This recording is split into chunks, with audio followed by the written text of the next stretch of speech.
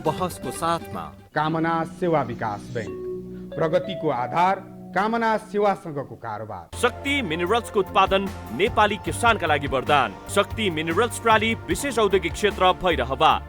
Registration open for +2 Science Management Humanities and Law, Lumbini College. गर्वैदेखि बलियो भूगर्भ cement.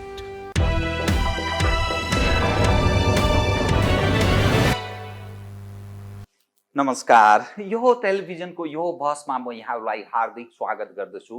Jivram Bhandari. आज यहाँहरू सामुन्ने उपस्थित हुनुहुन्छ श्रीराम अधिकारी। उहाँ संयुक्त राष्ट्र सङ्घका मानवाधिकार शाखाका दक्षिण सुडानमा कार्यरत अधिकृत हुनुहुन्छ र उहाँको लामो एउटा हाम्रा आम दर्शकबिनलाई त को हो श्रीराम अधिकारी भन्ने बारेमा सामान्य म जानकारी पनि गराउने प्रयत्न गर्नेछु। उहाँ दक्षिण सुडानमा कार्यरत हुनुहुन्छ, मानव अधिकारका अधिकृत हुनुहुन्छ। उहाँले कानुनमा स्नातकोत्तर गर्नुभएको छ र मानव अधिकार विषयमै उहाँले स्नातकोत्तर गरेको हुनाले उहाँ चाहिँ तत्पश्चात नेपालको राष्ट्रिय मानव अधिकार आयोगमा पनि विगतमा लामो काम पनि गर्नुभयो। अहिले पनि उहाँ कार्यरत हुनुहुन्छ र नेपालको सन्दर्भको कुरा गर्दा नेपालको राजनीति अलि तरल अवस्थामा छ, निरन्तर तरलको अवस्थामा छ। हामीले नयाँ अभ्यास गर्दैछौँ। त्यो के भने सङ्घीयता, गणतन्त्र र धर्मनिरपेक्षता। यस उपर मानिसहरूको प्रश्न छ। छोटो छोटो अवधिमा हामीले धेरै खाले परिवर्तन महसुस गरेका छौँ। परिवर्तन भएको छ नेपालको राजनीतिमा। ती परिवर्तन उपर एक खाले मानिस प्रसन्न छन्, अर्का खाले अप्रसन्न अर्थात् बेखुस छन्। फलत यसले के सिर्जना होला, नेपालको राजनीतिमा स्थिरता कायम होला, स्थायित्व सम्भव होला भन्ने आम प्रश्न छ। त श्रीराम अधिकारी एउटा अनुभव प्राप्त व्यक्ति पनि हुनुहुन्छ। उहाँ दक्षिण सुडानमा रहेर काम गरेको र नेपालको सन्दर्भलाई नजिकबाट त्यो बुझ्ने ल्याकत राख्ने व्यक्ति भएको हुनाले नेपालको वर्तमानको राजनीतिक अवस्था, नेपालको राजनीतिक नेतृत्व अनि त्यो विश्वको सन्दर्भसँग जोडेर हेर्दा हामीले त्यो विश्वबाट के बुझ्ने, खास गरी दक्षिण सुडान त्यो अवस्थामा छ। के चिजले सुडानमा अहिले पनि विदेशी सेनाले त्यहाँ गएर त्यहाँको शान्ति सुरक्षा कायम गरिदिनुपर्ने, राष्ट्रसङ्घको निगरानीमा रहन बाध्य हुने के कारणले त्यो अवस्था सिर्जना भयो। नेपाल सन्दर्भलाई जोडेर म विविध विषयहरूमा उठान गर्ने प्रयत्न गर्नेछु। सर्वप्रथम म उहाँलाई स्वागत गर्छु। स्वागत छ यहाँलाई। अब म सिधै कहाँ प्रवेश गर्न चाहेँ भने तपाईँ कानुनमा स्नातकोत्तर गर्नुभएको छ। तपाईँको मैले अलिकति आम दर्शकलाई बताएँ पनि वासिङटन कलेज अफ ल तपाईँले मानव अधिकार सम्बन्धी कोर्स, त्यो युनिभर्सिटी द्वन्द्व सुरक्षा सम्बन्धी कोर्स पनि गर्नुभएको छ। तपाईँले स्विडेनबाट पनि गर्नुभएको छ। तपाईँ अहिले पनि संयुक्त राष्ट्र सङ्घीय मानव अधिकार उच्च आयुक्तको कार्यालयमा एउटा ह्युमन राइट इन्स्टिट्युसनको तपाईँ एज ए उसमा दक्षिण सुडानमा तपाईँ एउटा अधिकृतको रूपमा मानव अधिकारको क्षेत्रमा काम गर्नुहुन्छ, अधिकृत हुनुहुन्छ। त नेपाली एउटा नागरिकको नाताले तपाईँको स्वभावैले नेपाल उपरको तपाईँको चिन्ता हुने नै भयो। कार्यरत अहिले पनि रहेको हुनाले तपाईँको नजरमा त्यो सुडान र नेपाल सन्दर्भसँग जोडिन सक्ने केही त्यस्तो विषय छ, अलिकति सुनौँ। तत्पश्चात यसकारण कि द्वन्द्वको अवस्थामा छ सुडानमा, त्यहाँ शान्ति सुरक्षा कायम गर्ने सवालमा बाह्य तागतको उपस्थिति छ। हाम्रो सवालमा नेपालका राजनीतिक परिवर्तनहरूमा कता कता निर्णायक भूमिका विदेशीहरूले खेल्ने गरेको त्यो सधैँ चर्चा हुने गर्छ र यो हरेक परिवर्तन उपर तत्पश्चात विदेशीहरू कुनै न कुनै भूमिका निर्वाह गर्छन् र निरन्तर आफ्नो पकड जमाउन चाहन्छन् भन्ने नेपालीहरूमा सधैँ संशयको अवस्था रहिरहन्छ। त्यो सुडानसँग जोडेर हेर्दा नेपाल सन्दर्भलाई कृपया कुन अवस्था तपाईँ यसो देख्नुहुन्छ र हामी सचेत हुने विषय चाहिँ के हुन सक्छ, म यहीँबाट सुरु गर्न चाहे। कृपया। हस्, धन्यवाद। सबभन्दा पहिले दुवै देशलाई तुलना गर्दा राम्रो होला, आम दर्शकलाई पनि यस विषयमा बुझ्नलाई अलिक सजिलो हुन्छ। अब दुवै देशको तुलना गर्दाखेरि दुवै नेपाल र दक्षिण सुडान दुवै ल्यान्डलक कन्ट्री हुन्, दुवै रिपब्लिक कन्ट्री हुन् र 2011 मा दक्षिण सुडान स्वतन्त्र भएको हो। हाम्रो र त्यहाँनेरि चाहिँ नेपालका जस्तै राजनीतिक व्यवस्थाहरू त्यहाँ लागू गरियो। नेपालको सन्दर्भमा हेर्दा पनि हामी 62-63 को जनआन्दोलनपछि त्यस्तै खालको व्यवस्था र त्यस्तै खालको राजनीतिक संयन्त्र नेपालमा हामीले इन्ट्रोड्युस गर्यौं। त्यहाँ अहिले सुरक्षाको लागि संयुक्त राष्ट्र सङ्घको शान्ति सेना रहेको छ र संयुक्त राष्ट्र सङ्घको शान्ति सेनाले त्यहाँनेरि आम नागरिकलाई, संयुक्त राष्ट्र सङ्घका कर्मचारीहरूलाई सुरक्षा दिने गर्दछ। अर्थात् त्यहाँको सुरक्षा संयन्त्र असफल छ, राजनीतिक नेतृत्व त्यहाँको जनको नेतृत्व गर्न असफल छ, त्यसकारण अभियसली होइन, त्यहाँ असफल नै छन्, किनभने उनीहरू असफल नभएको भए संयुक्त राष्ट्र सङ्घ त्यहाँ जाँदैन थियो। त्यहाँ एक प्रकारको विदेशीहरूको हस्तक्षेप कसरी भयो भन्दाखेरि चाहिँ हतियारको बलमा, सेनाको बलमा भयो। अब यसलाई हामी नेपालमा फर्केर हेरौँ, हामी कहाँ हस्तक्षेप कसरी भयो भन्दाखेरि हामीले नचाहेका कुराहरू, नेपाली जनताका माग विरुद्धका कुराहरू, सङ्घीयता हामीले लिएर आयौँ, धर्मनिरपेक्षता लिएर आयौँ। त्यसको सिलसिलामा के भयो भन्दाखेरि बिस्तारै बिस्तारै नेपाली भाषाप्रति, नेपालका धर्मप्रति र नेपालका जात जातिप्रति हाम्रो हस्तक्षेप बढ्दै बढ्दै गयो। कुनै पनि देशमा हस्तक्षेप गर्नको लागि हतियार चाहिँदैन, कुनै पनि देशलाई हस्तक्षेप गर्नको लागि, वार गर्नको लागि युद्ध नै लड्नु पर्दैन, किनभने हस्तक्षेप भन्ने कुरा चाहिँ जातको नामबाट, धर्मको नामबाट र भाषाको नामबाट गर्न सकिन्छ। र कुनै पनि देशलाई कुनै पनि देशमा गएर आफ्नो अभिष्ट पुरा गर्नु छ र आफ्नो स्वार्थ त्यहाँ पुरा गर्नु छ भने त्यहाँ आक्रमण गरिरहनु पर्दैन, त्यहाँ नाकाबन्दी जस्तो कुरा गरिरहनु पर्दैन, त्यहाँ इकोनोमिक ब्लकेड गरिरहनु पर्दैन। बस के गर्नुहोस्, त्यहाँको धर्ममाथि आक्रमण गरिदिनुहोस्, भाषामाथि आक्रमण गरिदिनुहोस्, त्यसपछि धर्ममाथि आक्रमण गरिदिनुहोस्। जब धर्म, भाषा र संस्कृतिको नाममा, धर्मको नाममा एउटै देशका नागरिकहरू आफूमा लड्न थाल्छन्, आफूमा चाहिँ झगडा गर्न थाल्छन् भने त्यो त भाइ फुटे गबार लुटे जस्तै भयो हैन। त्यसपछि विदेशीले आफ्नो स्वार्थ पुरा गर्दछ। दक्षिण सुडानको पनि अवस्था त्यस्तै थियो। सुडानको अवस्था चाहिँ कस्तो थियो भन्दाखेरि अलिकति हिस्ट्रीमा जानुपर्ने हुन्छ। सुडानलाई पहिले ब्रिटिसले औपनिवेश गरेको, त्यसपछि इजिप्टले गरेको, त्यसपछि इजिप्ट र ब्रिटिस दुवै भएर गरिसकेपछि 1953 मा सुडान इन्डिपेन्डेन्ट भयो। सुडान इन्डिपेन्डेन्ट भइसकेपछि त्यहाँ चाहिँ 53 मा इन्डिपेन्डेन्ट भएको, म डेटमा एक्ज्याक्ट ठिक छैन, अलिकति तलमाथि होला होइन।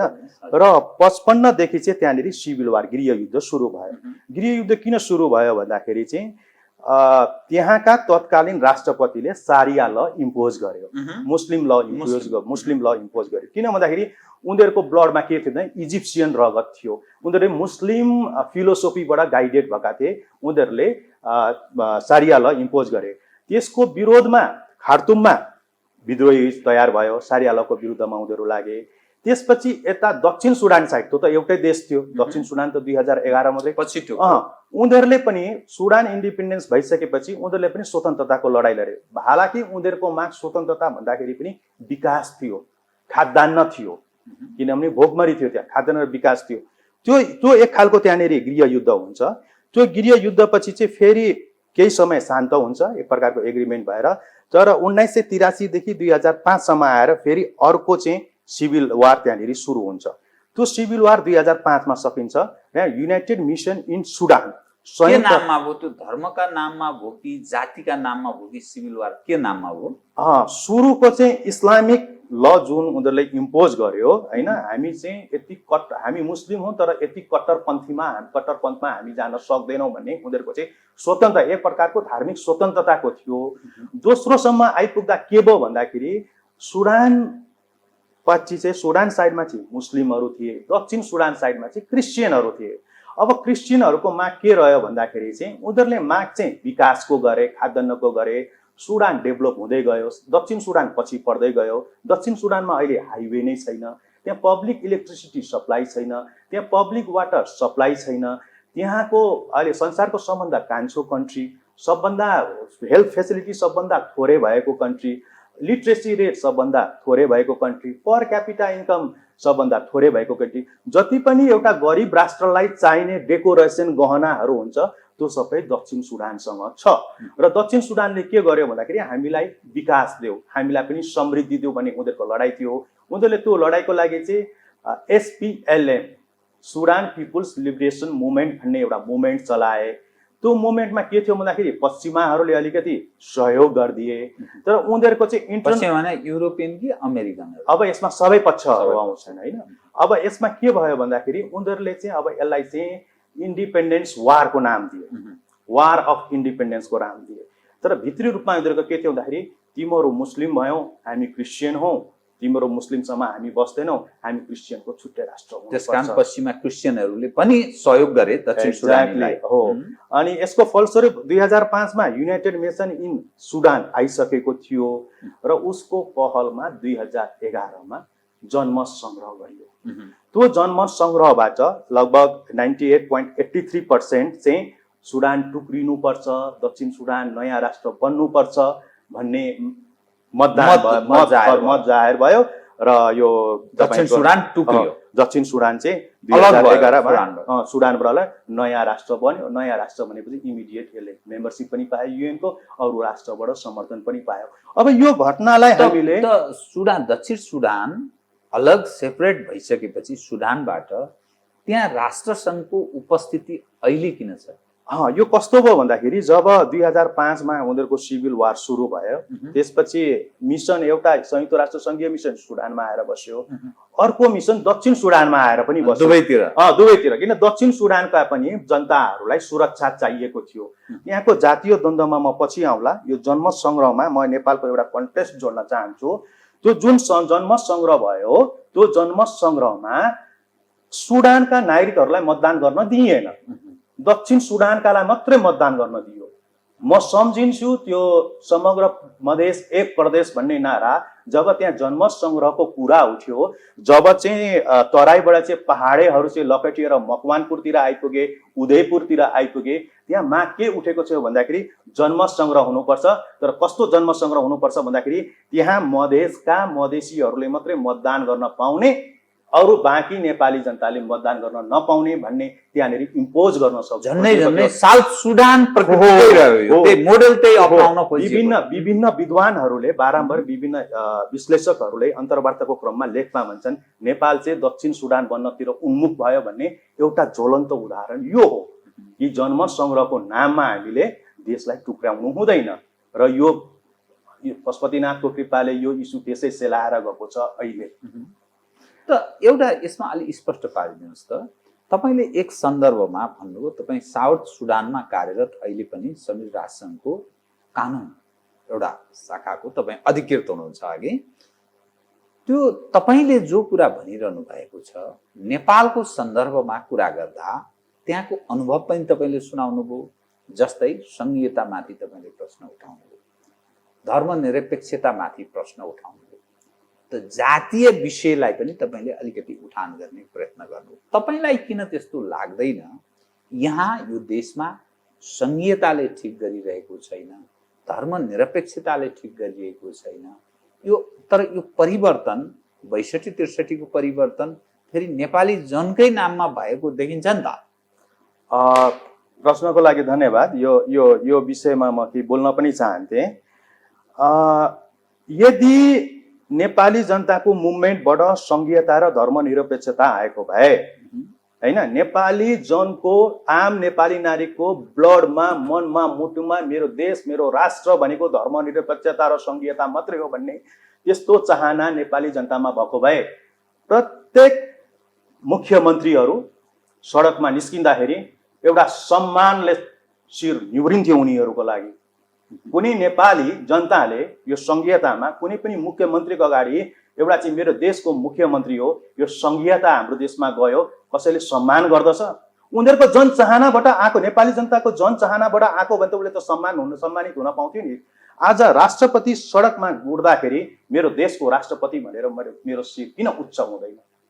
मेरो मनमुटुमा के थियो भने आज राष्ट्रपति हिँड्दाखेरि चाहिँ मान्छेले गाली गर्छन्, आज मुख्यमन्त्री गाडी लिएर हिँड्दाखेरि मान्छेले गाली गर्छन्। त्यो कहाँ मनमुटु मस्तिष्कमा चाहिँ सङ्घीयता थियो र ल्याइयो। अर्को कुरो के छ भन्दाखेरि जुन राष्ट्र अत्यन्त सानो छ, जसलाई विभाजन गरिन्छ, जसको क्षमता र क्यापेसिटी छैन, त्यस्तो राष्ट्र सङ्घीयतामा लगेपछि दक्षिण सुडान बन्छ। म नेपालका राजनीतिक दलका जो सङ्घीयताका कट्टर समर्थकहरू हुनुहुन्छ, हेर्नुहोस्, गरिब राष्ट्र जोसँग बजेट छैन, आर्थिक अवस्था कमजोर छ, एकपल्ट दक्षिण सुडान गएर हेर्नुहोस्। बरु 2 जनाको टिकट इकोनोमिक क्लासमा म काटिदिन्छु। म लगेर मैले ती नेताहरूलाई दक्षिण सुडान घुमाएर ल्याउँदाखेरि मेरो देशको समृद्धि हुन्छ, मेरो देशमा विकास हुन्छ, मेरो देशको जनताले औषधि उपचार पाउँछन्, शिक्षा रोजगारी पाउँछन् भने म त्यो गर्न पनि तयार छु। सङ्घीयता भनेको एउटा आर्थिक पाटोमा आर्थिक व्यवहार गर्ने कुरा हो। जस्तो एउटा उदाहरण म राख्न चाहन्छु। अहिले राज्यको निकायहरू चल्ने स्रोत भनेको कर मात्रै म देख्दछु। रेमिटेन्स पनि भनिन्छ, तर रेमिटेन्स आएको पैसा त राष्ट्र ब्याङ्कले चाहिँ व्यापारीहरूलाई लेटर अफ क्रेडिट खोल्न थर्ड कन्ट्रीबाट इम्पोर्ट गर्न पो दिइरहेछ। त्यो विकास निर्माणमा खर्च भइरहेछ, त्यो युरो र US डलरहरू छैन नि। अब तपाईँले रेस्टुरेन्टमा खाना खाँदाखेरि तपाईँले कर तिर्ने, कार बाइक चढ्दाखेरि तपाईँले कर तिर्ने, हाट बजार तरकारी बेच्न बस्नु त्यहाँ कर तिर्ने, जन्म दर्ता मृत्यु दर्तामा पनि हामीले कर तिर्ने, प्लेन चढ्दाखेरि कर तिर्ने, यहाँसम्म मोबाइलको रिचार्ज गर्दाखेरि रिचार्ज कार्डमा पनि कर तिर्ने, खाद्यान्न किन्न कर तिर्ने, ब्याङ्कबाट मैले ब्याज पाउँदाखेरि त्यसमा पनि कर तिर्ने, जग्गा किन्दाखेरि पनि कर तिर्नुपर्ने, जग्गा बेच्दाखेरि कति कर तिर्ने होइन। यो देशमा करबाट मात्रै देश सञ्चालन गर्ने हो। नेपालको अर्थविदहरू कस्तो हुनुहुन्छ, नेपालको योजनाकारहरू कस्तो हुनुहुन्छ। जुन दिन जनताले ट्याक्स तिर्न छोड्छ त्यसको विकल्प के हुन्छ? स्टेट इकोनोमिक रूपमा फेलर हुन्छ। यदि ट्याक्स तिर्न नेपालीले छोडे भने देश पुरै सकिन्छ, आर्थिक हिसाबले कोल्याप्स हुन्छ। यसको विकल्प राज्यसँग अहिलेसम्म मैले देखेको छैन। ट्याक्सबाट र राजस्व मात्रबाट देश चलाउने अर्थनीति कुन अर्थविदको हो मेरो देशमा? मलाई यस्तो यस्तो नेताहरू छ, उनीहरूबाट शासित हुन मलाई लाज लाग्दछ। अब सुपर मार्केट बन्नु, ठुलो ठुलो बाटोहरू बन्नु, भ्यू टावरहरू बन्नु, ठुलो ठुलो हाउसिङहरू अपार्टमेन्टहरू भएको, त्यो चाहिँ बन्नु चाहिँ विकास हो अरे। विकास भनेको त्यो होइन, त्यो भनेको फेसन हो। विकास भनेको उत्पादन हो। जबसम्म उत्पादन हामीले नेपालमा गर्न, नेपाली वस्तुको उत्पादन गर्न सक्दैनौँ र त्यो उत्पादनबाट हामीले आय आर्जन गर्ने, नाफा कमाउने, रोजगारी सिर्जना गर्ने, त्यो वस्तुलाई हामीले निर्यात गर्ने जबसम्म काम गर्दैनौँ तबसम्म संहिता टिकाउनु छ भने उहाँहरूले यो गर्नु पर्यो। होइन भने विकासको नाममा भ्यू टावर र यो चाहिँ सुपर मार्केटहरू, सुपर मलहरू, एक्जाभेटरहरू राख्ने, तिनीहरू बाटो ठुलो बनाउने, यो विकास होइन। विकास भनेको उत्पादन हो। उत्पादनले रोजगारी सिर्जना गर्छ, बजार सिर्जना गर्छ, यसले चाहिँ राजस्व सिर्जना गर्छ, ट्याक्स सिर्जना गर्छ र हाम्रो दक्षिणमा रहेको बजारसँग त्यसै गरी उत्तरमा रहेको बजारमा हामीले नेपाली वस्तुलाई पुर्याउन सक्नुपर्छ। मलाई म यहाँ इन्डिकेट गर्न चाहन्छु, मार्सलको थ्योरी उहाँहरूले पनि पढ्नु भयो होला, अर्थविदहरूले, रबिन्सको थ्योरी उहाँहरूले पढ्नु भयो। अलिकति थोरै इम्प्लिमेन्ट गरिदिनुहोस् न उनीहरूले भनेको कुरा, श्रम भनेको के हो भन्ने कुरा। अनि चाहिँ नेपाली नागरिकलाई विदेशमा काम गर्न सम्झौता गर्दाखेरि चाहिँ उहाँहरू चाहिँ छाती पिटेर खुसी भन्नुहुन्छ, गौरव गर्नुहुन्छ। जबकि गल्फ कन्ट्रीमा काम गर्ने सबै नेपालीहरूलाई नेपाली उत्पादनशील उद्योगमा राख्नु पर्दछ। तर दुःखको साथ भन्नुपर्छ, हामीसँग जति पनि उत्पादनशील उद्योगहरू थिए त्यो त सबै प्राइभेटाइजेसनको नाममा उहाँहरूले चाहिँ कौडीको भावमा बेचिसक्नुभयो र 30 वर्षसम्म फेलोर छ जो नेताहरू। हामी उहाँहरूसँगै आशा गरेर, अपेक्षा गरेर अब मेरो देश बन्छ, या मेरो देशमा पनि कोही महातिर मोहम्मद बन्छ, कोही लिक्वान बन्छ भनेर हामीहरू कुरेर बसेका छौँ। यो हाम्रो कोरा कल्पना मात्रै हुन्छ। जो व्यक्ति 30 वर्षसम्म फेलोर भएका छन्, विभिन्न दलका नेताहरू नयाँ हुन् पुराना हुन् है, उहाँहरूबाट अपेक्षा छैन। त्यो हुँदाखेरि हामी कहाँ अहिले व्यवस्था र व्यवस्थापक दुवै गलत छन्। यो व्यवस्था र व्यवस्थापकको विकल्प नगरिकन हामी समृद्धिको बाटोतर्फ लम्किन सक्दैनौँ। व्यवस्था गलत छ के आधारमा भन्नुभयो? यो लोकतान्त्रिक व्यवस्था जहाँ आवधिक निर्वाचन हुन्छ, केन्द्रको अधिकार स्थानीय तहलाई दिएको छ, अनि तपाईँले जो संहिताको माथि प्रश्न उठाउनु भएको छ, संहिताको सवालको कुरा गर्दा यो पनि जनतालाई, स्थानीय तहलाई अधिकार दिने कुरा हो भनिन्छ नि त।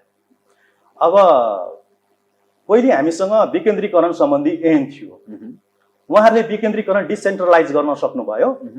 जो सरकारमा बसेका व्यक्ति राजनीतिक दलले एउटा जाब हो स्थानीय सुशासन ऐन भन्ने थियो हामीसँग, जहाँसम्म मलाई सम्झना थियो, त्यसलाई त उहाँहरूले इम्प्लिमेन्ट गर्न सक्नु भएन। अब उहाँहरू चाहिँ संघीयता कसरी इम्प्लिमेन्ट गर्नुहुन्छ होइन? सबभन्दा ठुलो हाम्रो च्यालेन्ज त बजेटै हो संघीयता इम्प्लिमेन्ट गर्नलाई।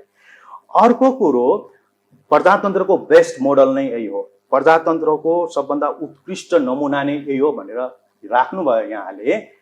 यस संघीयता नभएका, धर्मनिरपेक्षता नभएका, समानुपातिक निर्वाचन प्रणाली नभएका नेपालभन्दा उत्कृष्ट देशहरू पनि त छन् नि, छैनन् र?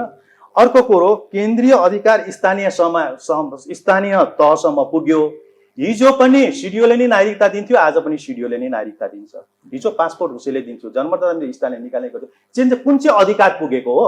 अलिकति बजेट चलाउने अधिकार पुगेको छ। अब त्यसको उदाहरण हामीले देखिसक्यौँ।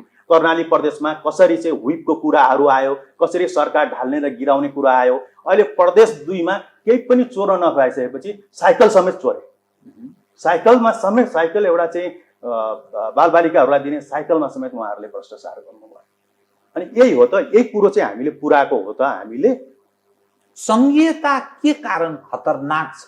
संघीयताले के चिजलाई ध्वस्त बनाउँछ? मुलुकको इन्टिग्रिटीको सवाल उपर या केमा भन्न खोज्नु भयो? एउटा हाइपोथेटिकल कुरा गर्न चाहन्छु। मानिलिनुहोस् कुनै पनि प्रदेशले होइन, अब पर्टिकुलर एउटा प्रदेश भन्दाखेरि अब दर्शकहरूले माइन्ड गर्नु होला, एउटा प्रदेश नम्बर 10 ले एउटा रेजुलेसन पास गर्यो, मानिलिउँ एउटा रेजुलेसन पास गर्यो, प्रस्ताव बहुमतले पास गर्यो, आजदेखि हामी इन्डिपेन्डेन्ट प्रदेश देश सरकार भयौँ। के गर्ने त्यो बेलामा? आजदेखि हामी किन प्रदेश संसद त स्वतन्त्र छ होइन, भले संविधानले रोक लगाएको छ होइन, अर्थ सीमा यो सम्बन्धी कुराहरूमा रोक लगाएको छ, त्यो केन्द्रको अधिकारमा छ, रोक लगाएको छ। रोक त 47 सालको संविधानले पनि लगाएको थियो नि, थिएन र? अहिले त रोक त 72 सालको संविधानले त यो जन लोकपाल त बनाउनै सक्दैन नि त, प्रदेश 2 ले छ। अख्तियारको अधिकार ग्रहण भएन त, बनाएन त। त्यसै गरी एउटा प्रस्ताव पारित गरेर आजदेखि हामी चाहिँ होइन बी भन्ने कन्ट्रीसँग विलय भयौँ, आजदेखि हामी सी भन्ने कन्ट्रीसँग विलय भयौँ होइन, अथवा हामी चाहिँ आजदेखि स्वतन्त्र देश भयौँ भने प्रस्ताव पारित गर्यो भने के भने यसले समाजमा मूर्खहरू त्यो नेतृत्वमा पुगे भने त्यो गर्न सक्छ भन्ने तपाईँको कुरा? मूर्ख होइन, विद्वानहरूले पनि गर्न सक्दछन्। किन भन्दाखेरि यहाँ त सबैजना त कि त सञ्चालित छन् कि त परिचालित छन्, त्यसकारण झन् खतरा। यहाँ त खतरा त हेर्नुहोस्, देशमा अनपढ गवार अक्षर नचिन्ने मान्छे देशभक्त देशप्रेमी छ भने त्यो ठुलो महान मान्छे हो यो देशको। तर पढे लेखेका, युनिभर्सिटीहरूबाट पिएचडी गरेका, मास्टर्स गरेका मूर्ख विद्वान भए भने त्यो देशको लागि धेरै खतरा हुन्छ, जसले देशलाई माया गर्दैन। बरु नपढेको अनपढ गवार व्यक्ति जो देशलाई माया गर्दछ भने उसको अगाडि मेरो सम्मान हुन्छ। हाम्रा नीति निर्माता र कथित निर्णायक जस्तो ठानिएका मानिस माथि तपाईँको यो शङ्का किन? अब यो शङ्का मेरो किन छ भन्दाखेरि सबभन्दा पहिले 62-63 पछि एउटा सनसनीपूर्ण किताबहरू आए मार्केटमा। चक्रव्यूहमा चन्द्र सूर्य, त्यसपछि प्रयोगशाला, मैले देखेको दरबार, कूटनीति राजनीति, यस्ता विविध पुस्तकहरू आए। यो पुस्तकहरूले एक प्रकारले नेपाली जनताको ब्रेन वास गर्ने काम गरेको छ। प्रायोजित हो त्यो? मलाई प्रायोजित लाग्छ, ती पुस्तकहरू मलाई प्रायोजित लाग्छ। किन भन्दाखेरि ती पुस्तकहरू कस्तो समयमा कहाँबाट कसरी आए भन्ने होइन, त्यसको एउटा छुट्टै बहसको पाटो होला। यसले नेपाली समाजमा जो अलिकति पुस्तकहरूप्रति इन्ट्रेस्ट राख्छन्, अलिकति पुस्तकहरू पढ्छन्, यो एउटा प्रायोजित किताबहरूले एक प्रकारको माहौल सिर्जना गर्यो सबभन्दा पहिले है। माहौल भनेको के? नेपाली मस्तिष्कमा अलिकति कस्तो भन्दाखेरि खाना हामी जब पकाउँछौँ, खाना पाको कि पाकेन भनेर एक सिता भात हामीले लिएर त्यसलाई चेक गर्यो भने भात पाकेको छ कि छैन भन्ने थाहा हुन्छ। त्यो पुस्तकले एउटा रिसर्च गरेको थियो, नेपालीहरूको चाहिँ यिनीहरूको चाहना के छ, यिनीहरूले कसरी लिन्छ यो कुरोलाई भने एउटा रिसर्च थियो, एउटा त्यो पाइलोटिङ थियो है। त्यसमा अब कुनै लेखकले लेखिदियो तपाईँ र म चाहिँ 2051 सालमा सोल्टी होटलको फलानो चाहिँ डिलक्स रुममा यो मिटिङ गरेको थियो भन्ने बित्तिकै रिडरले किन पत्याउनु पर्ने? किन पत्याउनु पर्ने त्यो फलानो मितिमा फलानो समयमा यो गाडी लिएर फलानो मान्छे फलानो ठाउँमा यसरी भेट्न गयो भनेर तपाईँ लेखेपछि किन पत्याउने किन त्यो कसैले लेखाइदियो त्यो लेखाइदियो त्यो लेखाइदियो प्रायोजित मानिसहरू थिए छन् अथवा हुन् यो माहौल सिर्जना गरियो यो माहौल सिर्जना गरिसकेपछि के भयो भन्दाखेरि त्योभन्दा अगाडि प्रतिनिधि सभाको घोषणा पत्रमा जानुपर्ने हुन्छ जसलाई चाहिँ के कानुनविदहरूले म्याग्ना कार्टाको दिएको थियो म्याग्ना कार्टा भनेको चाहिँ राजाबाट अनुमोदन भएको थियो प्रतिनिधि सभाको घोषणा पत्र अनुमोदन भएको थिएन र राजाबाट अनुमोदन भइसकेपछि त्यसले चाहिँ एउटा लिगल स्ट्याटस कायम गर्छ एउटा कानुन सरह हुन्छ तर घोषणा पत्र वैधता प्राप्त गर्छ तर घोषणा पत्र त्यो घोषणा पत्रलाई टेकेर के हो भन्दाखेरि धर्मनिरपेक्षतालाई अन्तरिम संविधानमा ल्याएर आयो है त्यसै गरी चाहिँ अन्तरिम कागजले आर्जन गरेको हाम्रो आफ्नो शक्तिले त्यसकारण राजनीति भनेको शक्ति जोसँग छ जसले त्यो शक्ति जुन बेलासम्म कायम राखिराख्न सक्छ त राज्य सत्ता र मुलुक त्यही बलवानको त्यही भोस तिग्रेको या तिग्रेको भन्छ नि त समाजमा पनि सबभन्दा शक्तिशालीकै दबदबा चल्छ नि त हामी कहाँ सायद त्यही भयो होला हो जिसकी लाठी उसकी भैंस हैन यो एउटा उखान छ मेरो तराईमा अब तपाईको भनाइमा म एग्री गर्दछु शक्ति भनेको कस्तो हुन्छ भन्दाखेरि सधैँभरि चाहिँ नरहने हुन्छ शक्ति सर्टेन समयसम्म आउँछ हैन त्यो उसले प्रयोग गर्छ र त्यो शक्ति बिस्तारै बिस्तारै बिस्तारै ह्रास हुँदै जान्छ कुनै पनि शक्ति तपाईसँग एउटा मिश्रीको डल्लो छ मिश्रीको डल्लोलाई फुटाइसकेपछि त्यसको गुलियो शक्ति चाहिँ जति सानो डल्लो भयो त्यतिमा कम हुँदै जान्छ ठुलो डल्लोमा त्यसको गुलियो शक्ति त्यसमा त्यो सुगरको त्यो मात्रा बढी हुन्छ जति सानो भयो कम हुन्छ त्यो एकपल्ट ऊ जब शक्तिमा आउँछ उसँग धेरै पावर हुन्छ शक्ति हुन्छ तर बिस्तारै बिस्तारै बिस्तारै त्यो शक्ति क्षीण हुँदै जान्छ र यो पनि उच्च बिन्दुमा कुनै पनि कुरो पुगिसकेपछि जस्तो सायद आर्किमिडिसको थ्योरी न्युटनको थ्योरी हो कुनै पनि वस्तुलाई हामीले जति जोडले ठेल्छौँ त्यो वस्तुले उति नै जोडले हामीलाई पनि ठेलिरहेको हुन्छ र जति धेरै उसले शक्तिको प्रयोग गर्छ त्यसको चाहिँ प्रतिकारमा पनि अर्को केही आइरहेको हुन्छ त्यो प्रतिकार आउने समय सुरु भइसकेको छ बिस्तारै बिस्तारै आइरहेछ यो शक्तिसँग लड्ने एउटा सामर्थ्य सुरु भइसकेको छ जस्तो म एउटा कोर्स जसरी चाहिँ चाणक्यले चन्द्रगुप्त मौर्यलाई बनायो एउटा मान्छे जन्मियो जसरी नेपालमा जङ्गबहादुर जन्मेका थिए महेन्द्र जन्मेका थिए नेपालमा अब कोही आउँछ एउटा कोही आउँछ जसले यो शक्तिसँग चाहिँ लड्छ र चाहिँ नेपाली जनताको इच्छा बमोजिमको शासन प्रणाली यहाँनिर इन्ट्रोड्युस हुन्छ तर यसको लागि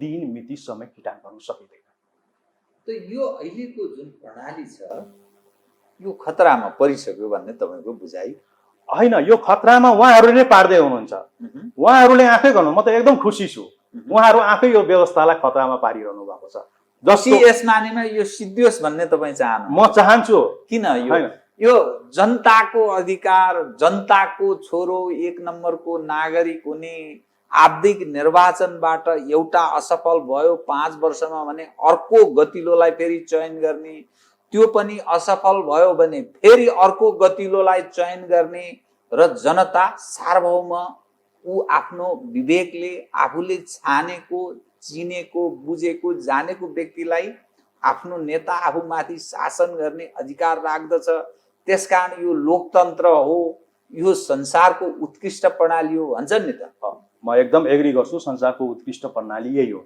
तर संसारको उत्कृष्ट प्रणालीमा नेपालको जस्तो प्र्याक्टिस चाहिँ हुँदैन नेपालको जस्तो प्र्याक्टिस हुँदैन नेपालको जस्तो प्र्याक्टिस हुँदैन जस्तो राष्ट्रिय सभा र प्रतिनिधि सभा भनेको हाम्रो सुप्रिमेसी अफ पार्लियामेन्टमा धेरै ठुलो संस्था हो जहाँ म सार्वभौम नागरिक भएको मान्छेको प्रतिनिधित्व हुन्छ है प्रतिनिधित्व हुन्छ अब त्यहाँ कस्तो प्रतिनिधिहरू उहाँले चयन गर्नुभयो जो लेख्न जान्दैन बोल्न जान्दैन पढ्न जान्दैन हैन उसलाई संघीयता भनेको थाहा छैन गणतन्त्र भनेको थाहा छैन हैन एउटा चाहिँ प्राज्ञिक मान्छे एउटा चाहिँ एकाडेमिक मान्छे एउटा संविधान कानुन बुझेको मान्छेलाई हामीले त्यहाँ ल्याउनु पर्ने ठाउँमा हामीले यस्तो लाचार व्यक्ति लगेर राख्दियौँ जोबाट हामी शासित भइरहेछौँ जोसँग चाहिँ हामीले देश विकास समृद्धि उन्नतिको चाहिँ इच्छा आकांक्षा राखेर बसिरहेछौँ देश विकास गर्नलाई राष्ट्रलाई उन्नतितर्फ लान त ती सांसदहरूसँग भिजन हुनु पर्यो, मिसन हुनु पर्यो, गोल हुनु पर्यो, अब्जेक्टिभ हुनु पर्यो, पोलिसी हुनु पर्यो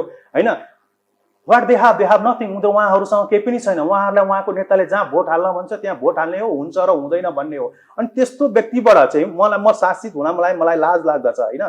त्यहाँ हामीले सुधार गर्न सक्नु पर्यो नि त हैन। अब त्यसै गरी अहिले मन्त्रीमण्डल गठन भइरहेको छैन नि। सबै मिडियाहरूले आज भोलि भने 3 महिना होइन, मन्त्रीमण्डल नेपाली जनतालाई भागभण्डा त्यो त मालदार मन्त्रालयको लडाइँ हो। मन्त्रीमण्डल नेपाली जनतालाई किन चाहिन्छ? मन्त्रीले के काम गर्छ नेपालमा? मन्त्रीमण्डल किन चाहियो? नेपालमा मन्त्री भएन भने कामै रोकिने हो र? के काम गर्छ मन्त्री? एकजना मन्त्री आउनुहुन्छ, उहाँले कि त सर्वा गर्नुहुन्छ कि त बढुवा गर्नुहुन्छ, एउटा चाहिँ मन्त्री स्तरीय निर्णयहरू गर्नुहुन्छ, सक्नेलाई ठेक्का मिलाउनु होला, प्रोजेक्ट मिलाउनु होला। उहाँलाई फुर्सद छ देश विकासको लागि सोच्ने, उहाँलाई फुर्सद छ जनताको शिक्षा स्वास्थ्यको बारेमा सोच्ने। अहिले 77 हजुरको यो पुष 5 गतेदेखि नेकपा एमाले केमा व्यस्त छ? नेपाली काङ्ग्रेस केमा व्यस्त छ? यो माओवादी केमा व्यस्त छ? कसैसँग फुर्सद छ देशको बारेमा सोच्ने? म तपाईले भनेको कुरोमा त्यहाँ एग्री गर्छु। यदि कुनै राजनीतिक दलले मलाई एउटा डकुमेन्ट देखाइदिन्छ मसँग 10 वर्षमा नेपाललाई यो स्तरमा पुर्याउने यो योजना छ, यसको लागि मेरो आर्थिक स्रोतहरू यो छ, दे डोन्ट ह्याभ एनिथिङ। उनीहरूसँग vision, mission, plan, policy, goal केही पनि छैन। उहाँहरूले सिर्फ राजनीति गर्नुहुन्छ, सत्ताको राजनीति गर्नुहुन्छ। मन्त्रीमण्डल नभए पनि केही पनि फरक पर्दैन। मलाई यस्तो मन्त्री चाहिएको छ प्रत्येक मन्त्रालयले प्रत्येक महिना एउटा पब्लिक इन्ट्रेस्ट लिटिगेसन भन्ने हुन्छ सुप्रिम कोर्टमा, सार्वजनिक सरकारको विषयमा एउटा निर्णय गरोस्। वाह, मेरो मन्त्रीले कति राम्रो निर्णय गर्यो, मलाई एउटा सम्मान गर्न मन लागोस्, एकपल्ट भेट्न मन लागोस् न। उहाँहरूलाई फुर्सद छैन देशको। किन फुर्सद छैन? राजनीतिको माध्यमबाट जनता र राष्ट्रका लागि सेवा गर्ने, त्यो राष्ट्रोत्थानमा काम गर्ने, खास गरी नीतिहरूको राजा राजनीतिको महिमा, महत्त्व, अर्थ त त्यो पनि हो नि। किन यो व्यक्तिहरू तपाईलाई अविश्वासिलो लागेको? होइन, मलाई अविश्वासिलो भन्दा पनि होइन, उहाँहरूलाई जुन जिम्मेवारी दिएको छ नि, जुन चाहिँ मन्त्रालयको कामहरू बाँडफाँड गरिया हुन्छ होइन, जुन जिम्मेवारी दिएको छ, संविधानले जुन जिम्मेवारीहरू दिएको छ, उहाँहरू त्यो पुरा गर्नु न। उहाँहरूलाई सिर्फ के छ भन्दाखेरि राजनीति गर्नु परेको छ, सत्तामा टिकिरहनु पर्ने छ। उहाँहरूको ड्युटी फङ्सनै त्यही हो, यो सत्तामा टिकिरहने, मन्त्री भइरहने। उहाँहरूको सिर्फ ध्यान यसमा छ, देशको बारेमा सोचिदिने, देशको बारेमा बोलिदिने। मेरो देश, मलाई त यस्तो नेता चाहिएको छ जसले भनोस् मेरो खुनमा, मेरो रगतमा नेपाल छ, नेपाली आमा छिन्, नेपालीत्व छ, मेरो अन्तिम सास रहेसम्म म नेपालीहरूको लागि लड्छु, म नेपालीहरूलाई समृद्धि बनाउँछु भन्ने कोही नेता छ नेपालमा? त्यस्तो नेतालाई म सलाम गर्न चाहन्छु, नमस्कार गर्न चाहन्छु। देशको बारेमा बोलिदियोस्। त्यो संसदमा भाषण दिएर आम सभा गरेर देश विकास हुँदैन। देश विकास गर्न एउटा ढाका चाहिन्छ, एउटा योजना चाहिन्छ। त्यो हुँदाखेरि यो व्यवस्था नै हामीले यस्तो बनाइदिएको छौँ कि नेताहरू सत्तामा मात्रै लिप्त भइरहने, सत्ता सङ्घर्षको लडाइँ मात्रै गरिरहने, देश भने पछाडि गइरहने। यसले के हुन्छ भन्दा हाम्रो आर्थिक उन्नतिलाई रोक्छ, हाम्रो विकासलाई रोक्छ।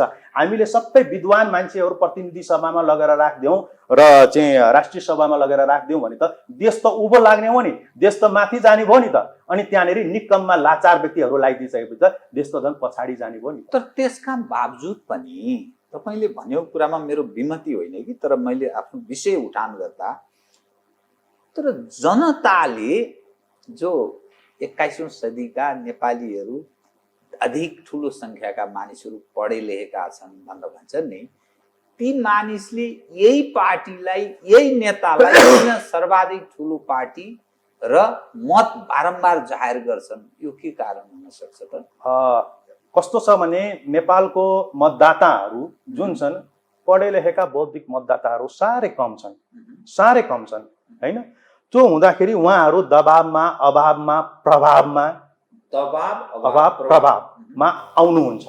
त्यो दबाव, अभाव, प्रभावमा गएपछि पनि त्यस्तै व्यक्तिहरू चुनिन उहाँहरू बाध्य हुनुपर्छ। अर्को के छ भन्दाखेरि अल्टरनेट दिन सकेको छैन, विकल्प अल्टरनेट जुन थर्ड पार्टी छ हैन अथवा फोर्थ पार्टी छ, उनीहरूले विकल्प दिन सकेको छैन। अनि विकल्प नभएपछि बाध्य बन्नु पर्दछ। होइन। अब हामीहरू पनि के छ भन्दाखेरि कतै खाना खायौँ भने मेनु पल्टाउने गर्ने अनि आफूले जेनरली जे खाइरहेछ त्यही खान्छौँ नि हामी। बाध्यात्मक त्यो बाध्यात्मक अवस्था छ, त्यो हामीले विकल्प दिन सकेको छैनौँ। जस्तो तपाईँ र म एकजना अहिलेको जानेमाने नेता, प्रधानमन्त्रीको क्यान्डिडेट तपाईँ र म प्रत्यक्ष प्रधानमन्त्रीको चुनावमा उठौँ त ती जानेमाने नेताले हार्छन् कि त तपाईँले जित्नुहुन्छ कि त मैले जित्छु, किनभने उसको विकल्प दिइरहेछौँ हामीले। तर तपाईँ सबैजना फेरि त्यही 5 जना 6 जना 10 जना राखिदिनुहुन्छ, विकल्पै पाउँदैन, भोट दिनुपर्ने बाध्यता रहन्छ। अहिले प्रधानमन्त्रीको प्रत्यक्ष निर्वाचन भयो भने एकजना नेपालको प्रधानमन्त्री हुन लायकको एकजना नेतालाई उठाउँ, तपाईँ पनि निर्वाचनमा उठ्नु, म पनि निर्वाचनमा उठ्छु, या त तपाईँ देशको प्रधानमन्त्री हो या त म देशको प्रधानमन्त्री हो, त्यो नेताले हार्छ। किनभने पब्लिकले त्यहाँनिर विकल्प पाउँछ। विकल्प नदिएपछि त के गरोस्, विकल्पै छैन नेपाली जनतासँग। हाम्रो भोटिङको तपाईँको स्केल पनि हेर्नुहुन्छ भने इफ आई करेक्टली रिमेम्बर 64% मात्रै भोट झरेछ हौ, साला खाला। जबकि हामी यति मतदाता छौँ, किन 80% झर्न सकेन भोट, किन 90% झर्न सकेन भनेपछि त्यहाँबाट पनि वितृष्णा, डेमोक्रेसीप्रतिको वितृष्णा देखिँदैन र म यहाँनिर प्रश्न गर्न चाहन्छु। अनि तपाईँलाई यो धर्म र कतिपय यस्ता सवाल जसका कारणले मुलुकलाई डुबाइरहेको छ भन्ने तपाईँलाई जो लागेको छ नि, देशको धर्म हुनु हुँदैन भन्ने मान्यता बारम्बार एडभोकेसी हुन्छ। तपाईलाई त्यो धर्मको सवाल र संघीयताले देश डुब्छ भन्ने लाग्ने अरू केही कारण? पहिले धर्ममा प्रवेश गरौँ। पश्चिमाहरूले के भन्छन् भन्दाखेरि कुनै पनि राष्ट्रको धर्म हुँदैन। मलाई यस्तो राष्ट्र देखाइदिनुहोस् जहाँ धर्म छैन। हरेक राष्ट्रमा धर्म छ। अमेरिकाले आफूलाई धर्मनिरपेक्षता भन्छ तर शपथ बाइबलमा हात राखेर लिन्छ। किन? उसले आफूलाई धर्मनिरपेक्ष कन्ट्री भन्छ तर उसले आफ्नो करेन्सीमा वी ट्रस्ट इन गड भनेर लेख्छ। अब हामी युकेमा जाउँ। युकेमा के छ भन्दाखेरि युकेको त्यहाँको हाउस अफ लर्ड्स माथिल्लो सभा, हाम्रो राष्ट्रिय सभा जस्तो 30 जना मान्छे त 30 जना व्यक्तिहरू प्रतिनिधिहरू त चर्चबाट ल्याएर त्यहाँ प्रतिनिधित्व गराइन्छ हैन। त्यहाँबाट हरेक राष्ट्रको धर्म हुन्छ। धर्म मान्ने कि नमान्ने भन्ने जनताको कुरो हो हैन। अब धर्म हामी त हिन्दू फिलोसफीबाट गाइडेड भएको कन्ट्री हैन। हाम्रो इतिहास त हिम्मत खण्डसम्म पुग्नुपर्ने हुन्छ। धर्म रक्ष त रक्षित भन्छौँ हामी। हिन्दू धर्म मात्र यस्तो धर्म हो जसले सर्वे भवन्तु सुखिनः सर्वे सन्तु निरामया सर्वे भद्राणि पश्यन्ति मा कश्चित् दुःख भागवै भन्छ। यो कुनै पनि धर्ममा छैन।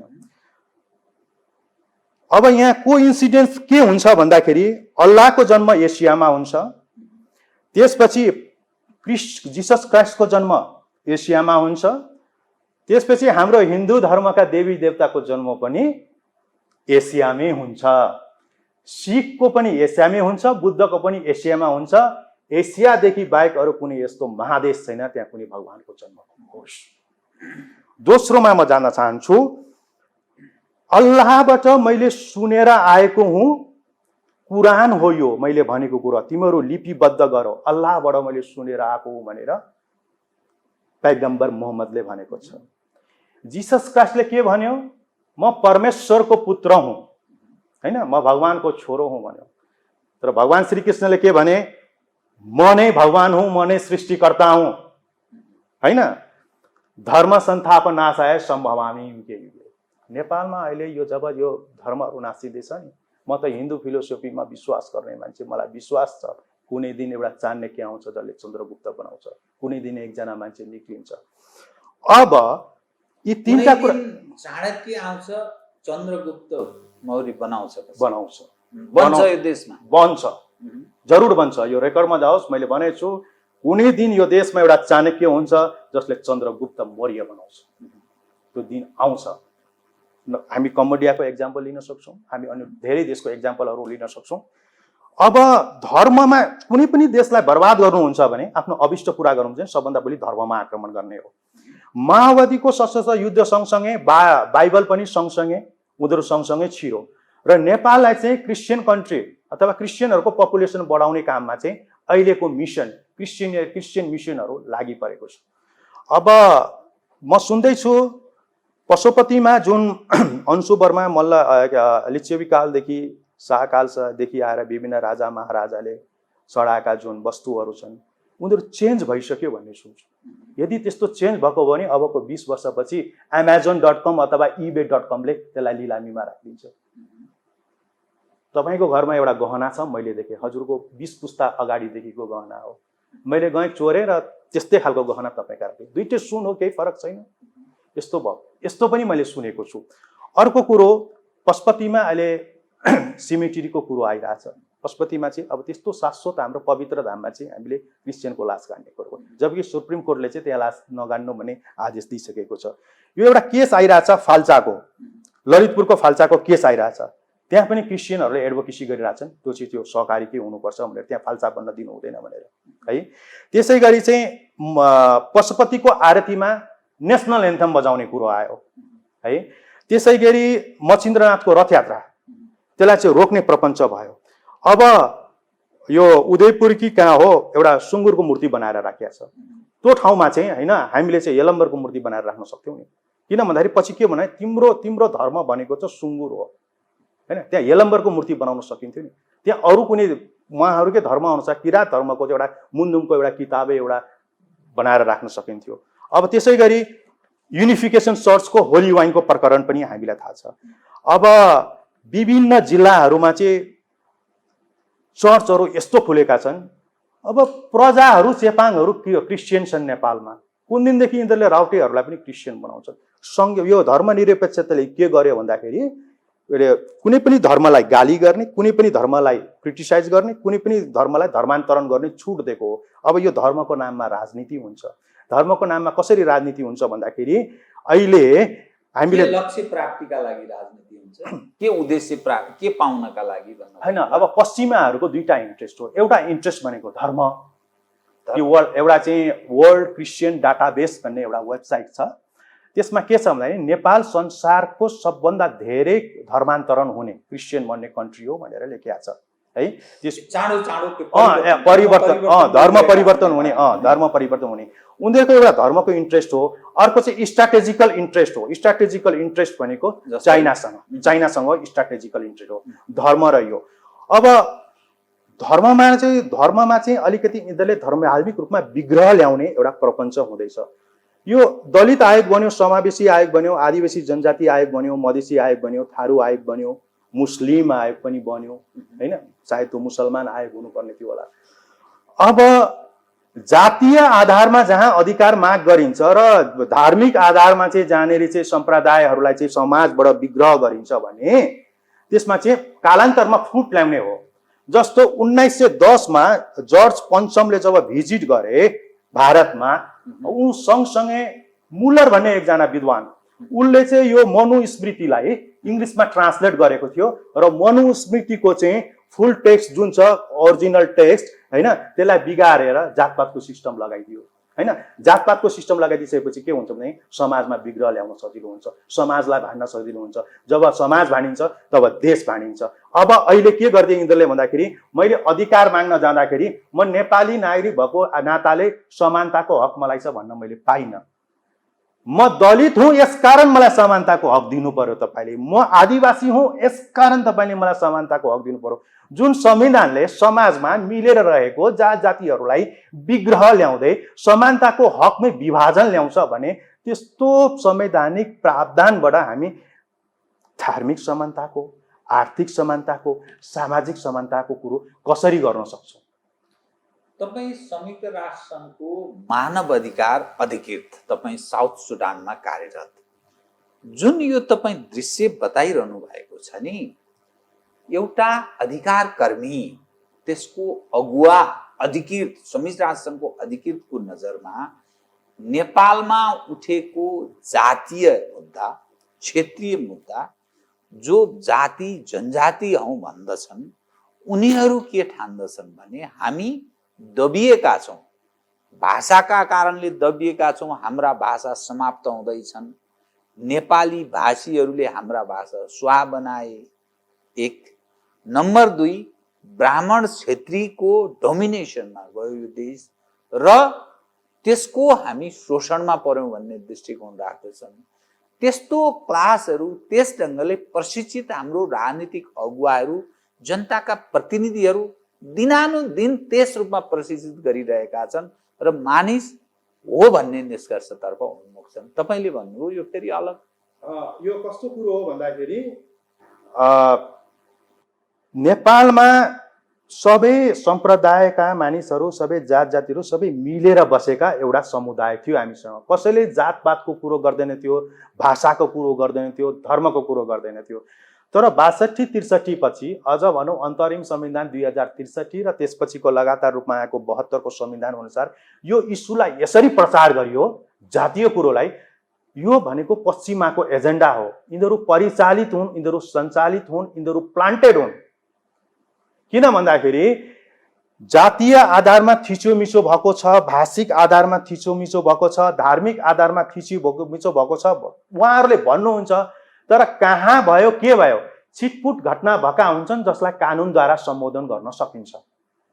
अब कसैले कसैलाई छुवाछुतको व्यवहार गर्यो कुनै गाउँमा, कुनै बस्तीमा भनिसकेपछि त्यो विषय भनेको सामाजिक अपराधको विषय हो, न कि त्यो बाहुन र छेत्रीले डोमिनेट गरेर चाहिँ यस्तो भएको हो। अब कोही छुवाछुत भयो उहाँहरूले चाहिँ हिन्दू धर्मले गरो भन्नुहुन्छ, कुनै जनजातिमाथि चाहिँ दुर्व्यवहार भयो, कुनै आदिवासीमाथि चाहिँ डिस्क्रिमिनेसन भयो, उहाँले चाहिँ ब्राह्मण क्षेत्रीले शासन गरे त्यो भएर भयो, अथवा चाहिँ हिन्दू धर्मको कारणले भयो भन्नुहुन्छ। त्यो भनेको सामाजिक अपराध हो, उहाँहरूलाई प्लान्टेड गरिएको हो, समाजलाई विग्रह ल्याउने। तपाईँ रिसेन्ट एक्जाम्पल म दिन चाहन्छु। यो जस्तो यो बबरमलको घर भेटी यो घर बहाल काण्ड थियो एउटा प्रधान प्रकरण रोपा सुनारको। यो तपाईँलाई के लाग्छ यो कुरो नियोजित थिएन होला? नियोजित थिएन भने टेलिफोन रेकर्ड किन गरिन्थ्यो? हुन त अहिले कोर्टमा केस छ, यो विषयमा धेरै चर्चा गर्नु त्यति उपयुक्त नहोला। तर यो के भन्दाखेरि यसरी नै इस्यु ल्याइने हो। किन सेलिब्रिटीलाई नै चयन गरियो र किन फोन रेकर्ड गरियो? यहीँबाट प्रश्न छ। नेपालको समाजलाई, मिलेर बसेको समाजलाई विग्रह ल्याउने, विभाजन ल्याउने प्रपञ्च यो धेरै अगाडिदेखि सुरु भएको छ। एउटा कान्स न्युज भन्ने एकजना राइटर थिए, उनीहरूले 15-16 सालमा जब यो खम्पा विद्रोह भइसकेपछि, खम्पा विद्रोहपछि उनले एउटा पुस्तक लेखेका छन्। मैले त्यसको कपी ल्याउने प्रयास गरेको थिएँ, मैले बिर्सेछु। त्यो देखाउनु थियो। पुस्तकको नाम पुस्तकको त्योभन्दा अगाडि फेसेस अफ नेपाल आयो। फेसेस अफ नेपाल आइसकेपछि यो आएको हो। फेसेस अफ नेपाल चाहिँ सायद लैनसिंह वाङदेङले लेखेको हुनुपर्छ। फेसेस अफ नेपाल चाहिँ चेप्टो नाक र लाम्चो नाक हैन, यो कुराहरू धेरै प्रचारमा ल्याइयो हैन। त्यहाँ नेपाल डाक्टर हर्क गुरुङ होला सायद, कसको हो फेसेस अफ नेपाल। मैले त्यो पुस्तकै पढेको होइन, त्यसको रिभ्यूहरू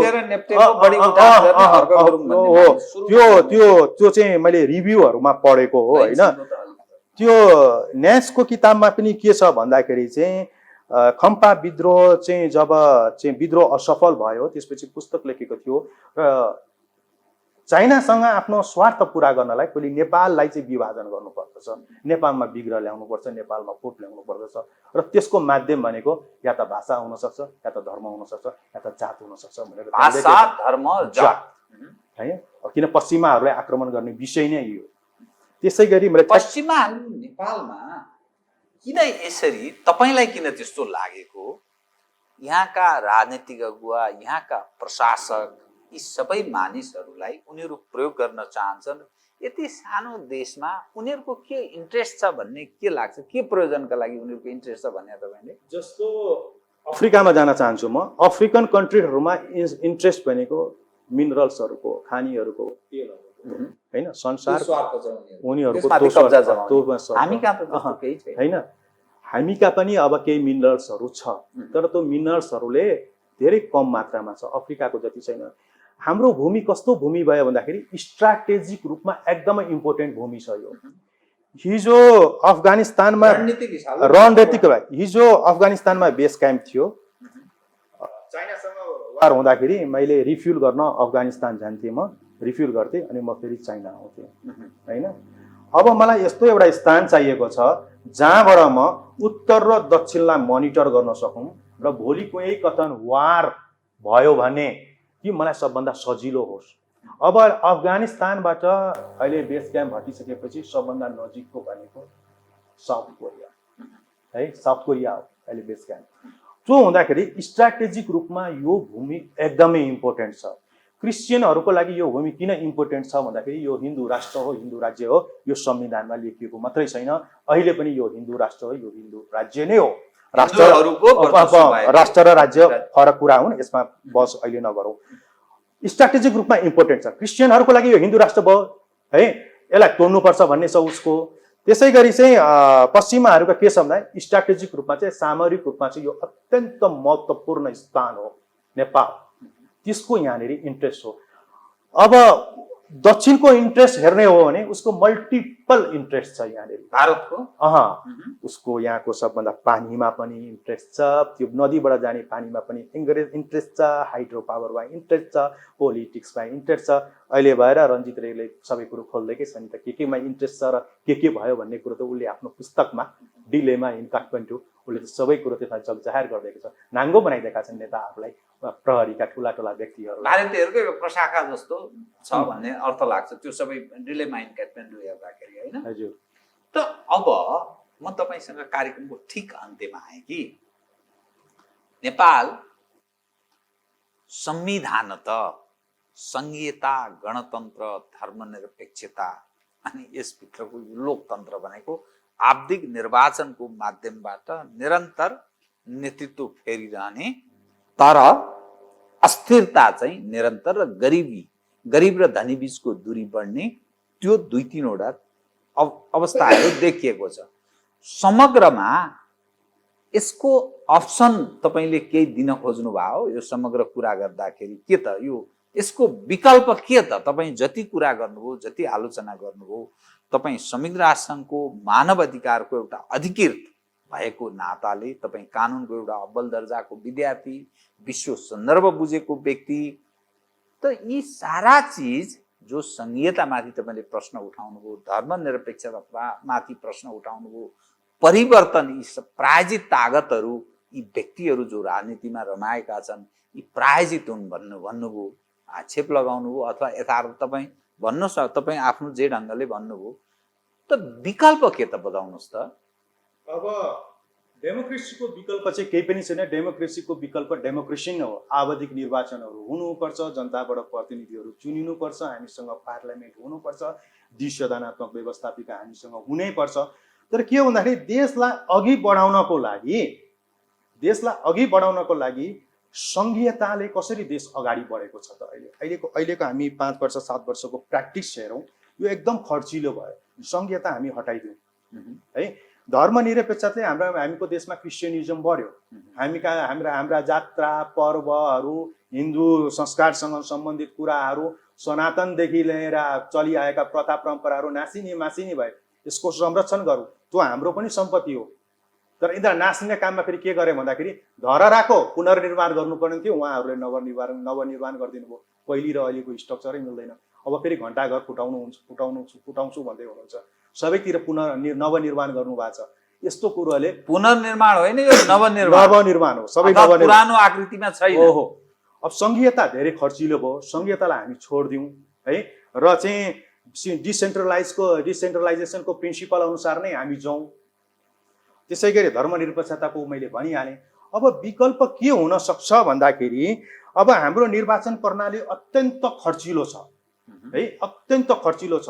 अब यसले कस्तो गरिदियो भन्दाखेरि चाहिँ चिकित्सकहरूको राजनैतिक पार्टी, वकिलहरूको राजनीतिक पार्टी, शिक्षकहरूको राजनीतिक पार्टी, इन्जिनियरहरूको राजनीतिक पार्टी, विद्यार्थीहरूको राजनीतिक पार्टी, निजामती कर्मचारीहरूको राजनीतिक पार्टी, यति नै धेरै राजनीतिकरण भयो। It's too much. यति धेरै राजनीतिकरण नगरौँ। जुन संस्थालाई राजनीति गर्नु आवश्यकै छैन त्यहाँका कर्मचारीहरूलाई हामी राजनीति गर्न नदिउँ। अब विकल्पको रूपमा के हुनसक्छ भन्दाखेरि मलाई यो मेरो व्यक्तिगत विचार हो, धेरै दर्शकहरूलाई मन पर्न पनि सक्ला नपर्न पनि छ।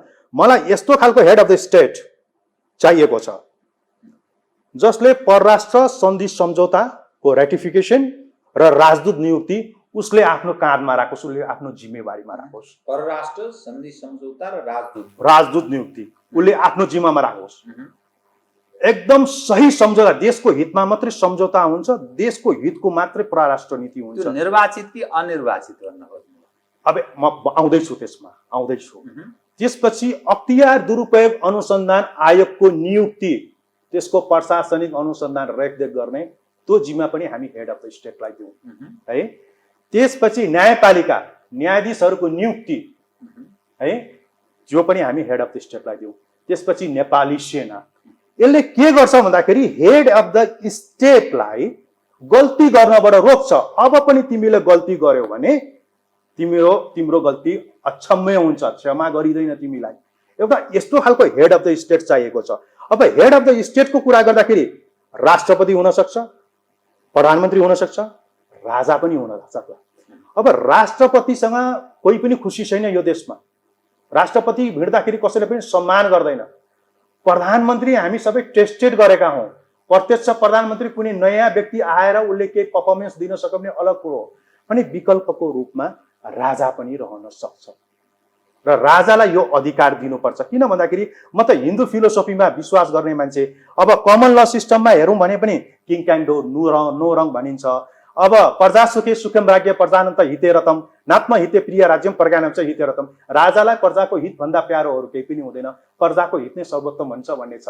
तर त्यो त अब नेपाली जनताहरूले चाहिँ मलाई चाहिँ अब गाली गर्छन् यो भन्दाखेरि राजाबाट त्यस्तो हुँदैन।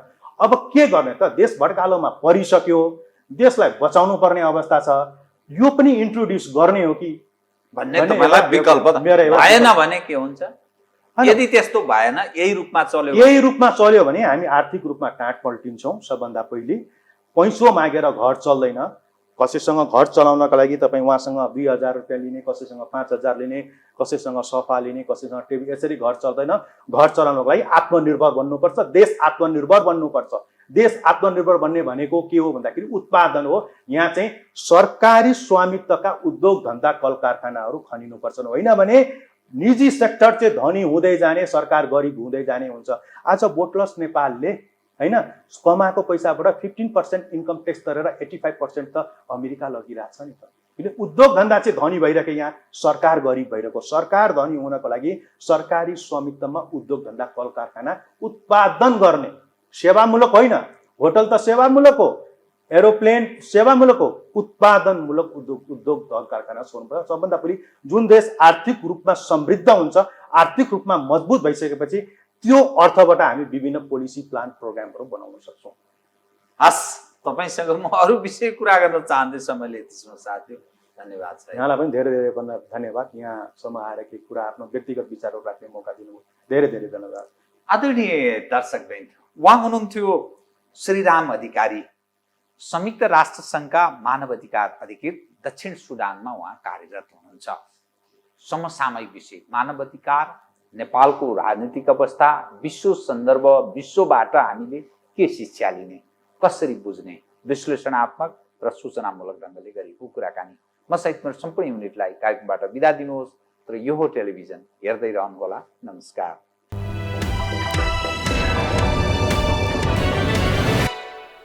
यो हो बहसको साथमा कामना सेवा विकास बैंक, प्रगतिको आधार कामना सेवासँगको कारोबार। शक्ति मिनरल्सको उत्पादन नेपाली किसानका लागि वरदान। शक्ति मिनरल्स प्राली विशेष औद्योगिक क्षेत्र Bhairahawa. Registration open for +2 Science Management Humanities and Law, Lumbini College. गर्वैदेखि बलियो भूगर्भ सिमेन्ट।